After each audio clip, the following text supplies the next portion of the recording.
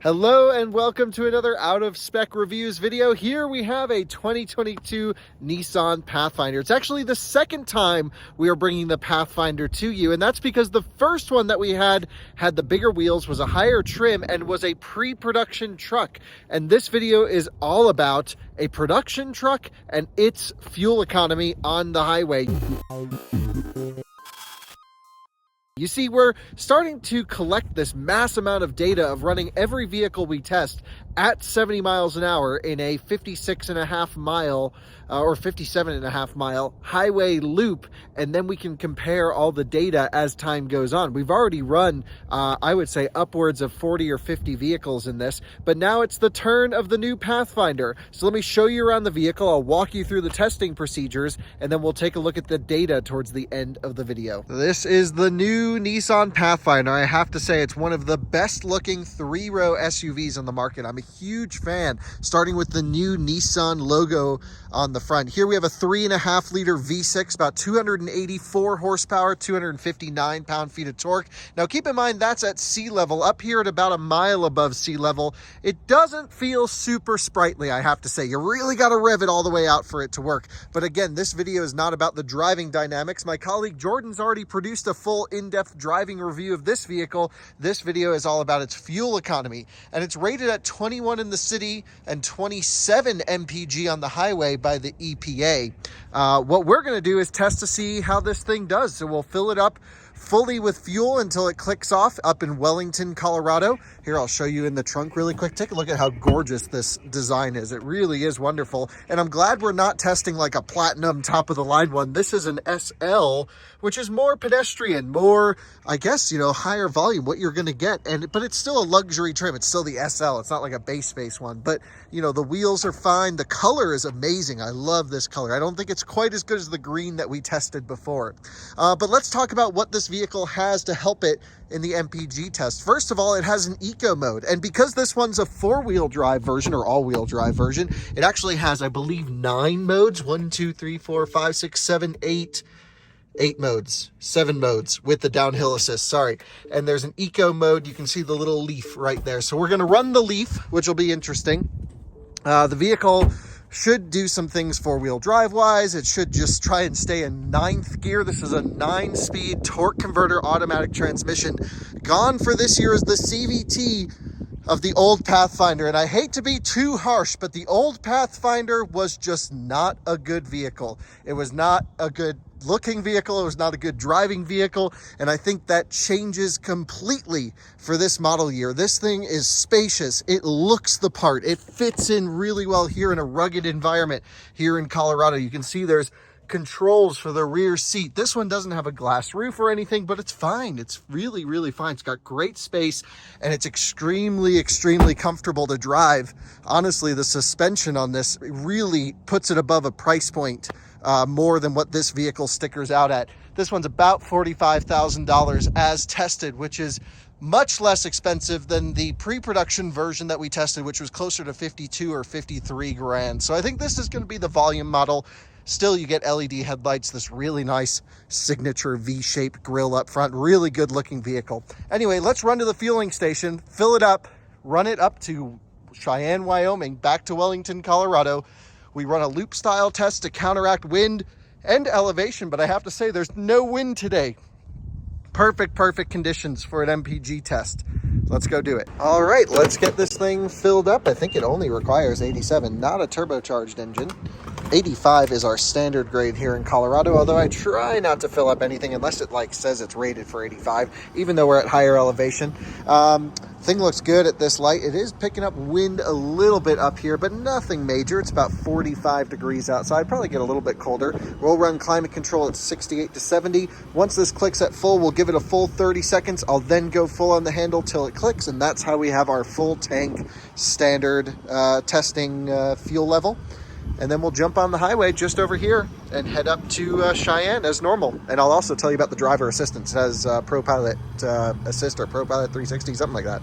We are now in the Pathfinder. We have a full tank, so let's get it on accessory power before we kick on the engine. So we have it at 70 auto. We're going to throw it in eco mode.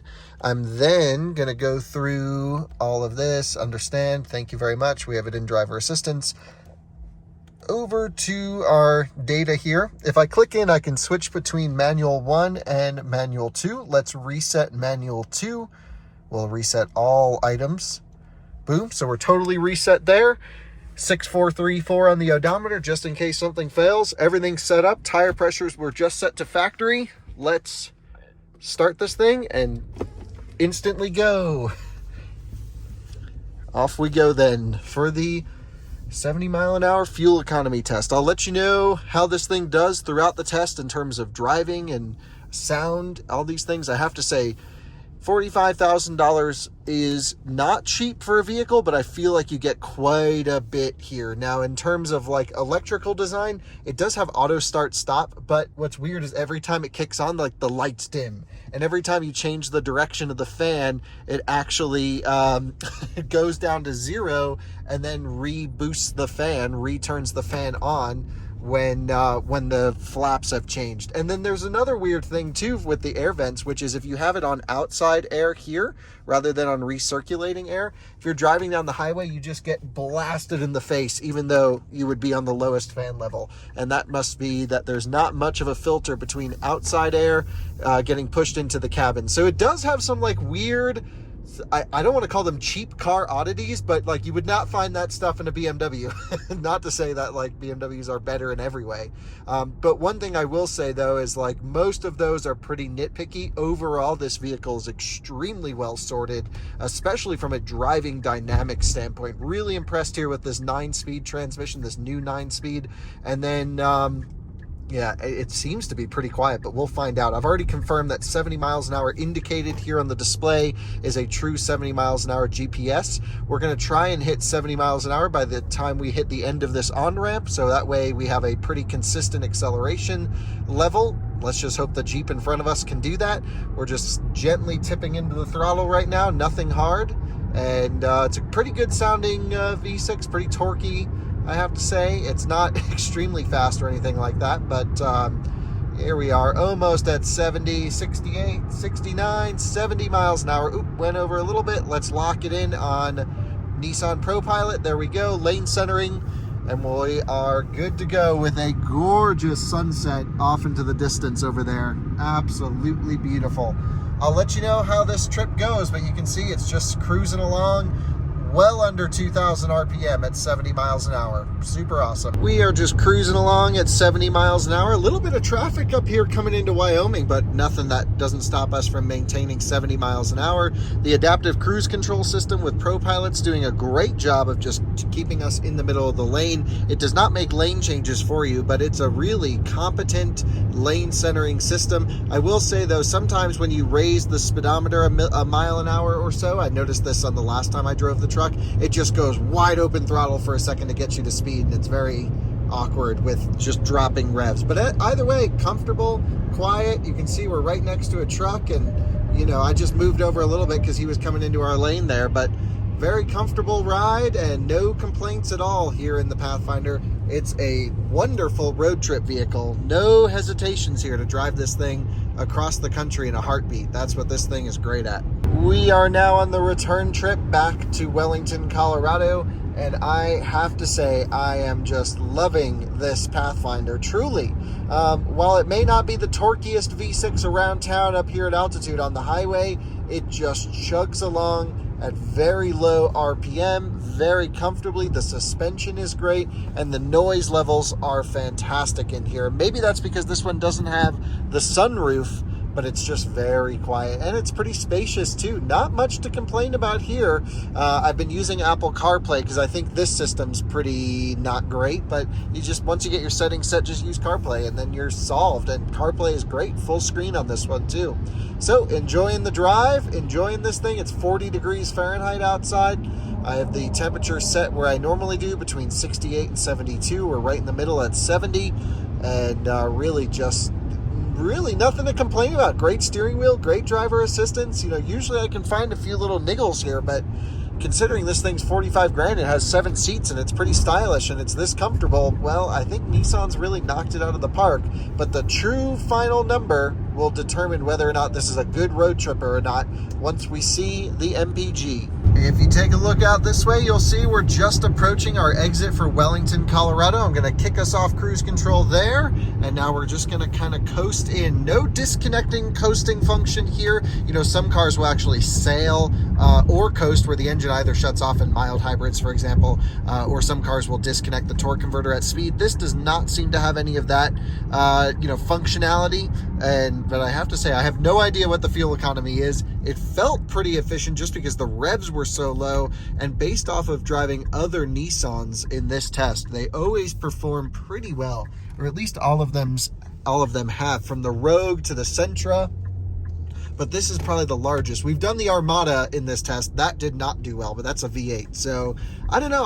I'm hoping we see upper 20s. Again, 27 MPG on the highway is what this vehicle is rated for. 23 in the city, or sorry, 23 combined, 21 in the city. So if you do a lot of city driving, this is not the vehicle for you. You can see it just shut off for auto start stop right there. I also have the vehicle in auto hold. And what's interesting is when I tip into the throttle, you'll see when the light turns green, it actually, the auto hold doesn't release soon enough. So we're actually loaded up and it's still on the brakes and then lets the car go. Here, look, watch.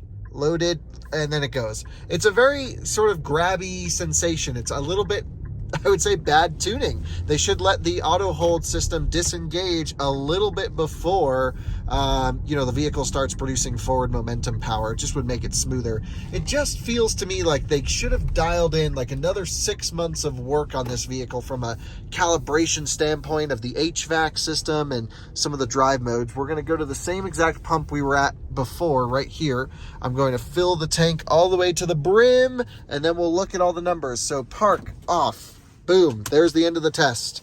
Let's take a look as to what the car thinks. Actually, you know what? We'll do that after we fill it up. That way the suspense holds. And here we go. Time to do our full fill up. 87 octane, in we go. Handle wide open. And the wind is picking up a little bit here. So definitely it feels like a 5 to 7 mile an hour wind easily, I would say. Let's see what this thing does. Oh, I already know it's not going to be amazing. We've passed the real amazing mark here. Okay, 30 seconds Q, and there we go. Man, this is a good-looking vehicle, though. Wonder if clicking unlock will turn the lights on. No, but they do look nice, the running lights. But also, no LED turn signals? Come on. Also, the lights inside are incandescent and not LED. It's like some things are great, some things they're really missing. Let's go wide open on this in a second. And 30 seconds is up. Full handle. And what's the full result? 2.178 gallons. So if we take a look at the pump, we used 2.178 gallons. If we divide that by the distance we drove, 57.5 miles, accurate GPS distance, we averaged about 26.4 MPG, and funny enough, the car is indicating the exact same thing, 26.4. So just under its EPA range rating, which is not common for Nissans, but not terrible, not class leading. I think that's acceptable for a 3-row SUV for sure. I would have liked to see a little bit better though in the test. What do you guys think? Let me know. Thanks so much for watching another Out of Spec Reviews video. We'll see you on the next one. Bye-bye.